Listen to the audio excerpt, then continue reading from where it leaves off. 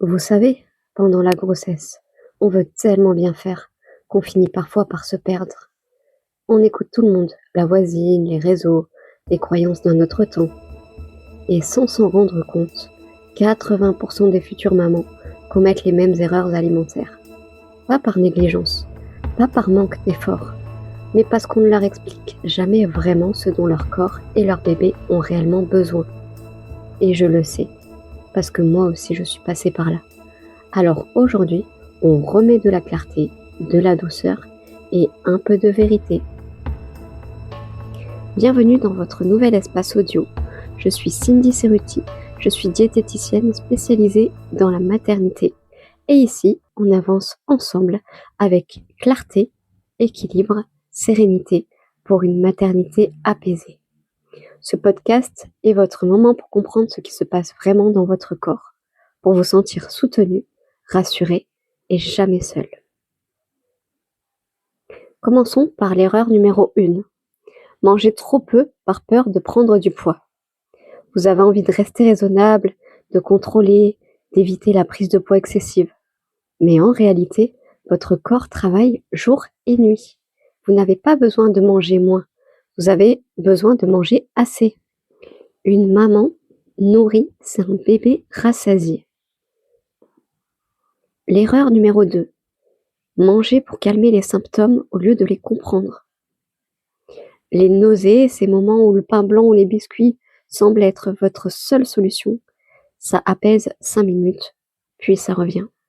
Ce n'est pas de votre faute. Votre digestion ralentit, vos hormones bougent, votre glycémie devient plus sensible.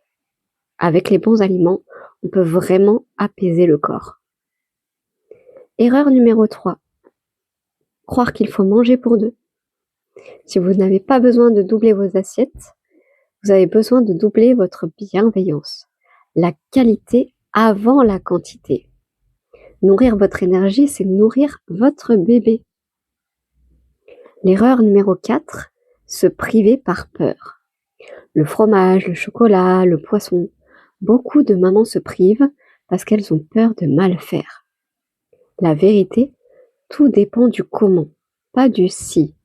Quand on comprend les règles, on retrouve de la liberté. Erreur numéro 5. Penser que faim, fatigue et fringale, c'est de votre faute. Non, ce n'est pas vous. Votre corps crée une vie. Il répare, il construit et il protège. Il a besoin d'énergie, de réconfort, de repos. Vous n'êtes pas trop gourmande. Vous êtes enceinte et vous faites déjà de votre mieux. Si vous vous reconnaissez dans l'une de ces erreurs, respirez. Ce n'est pas un échec, c'est simplement un manque d'information. Et maintenant, vous avez les bonnes. Votre grossesse peut être plus simple, plus sereine et tellement plus douce. Si cet épisode vous a parlé, si vous vous êtes sentie comprise, abonnez-vous pour recevoir chaque semaine des conseils qui vous libèrent et vous rassurent.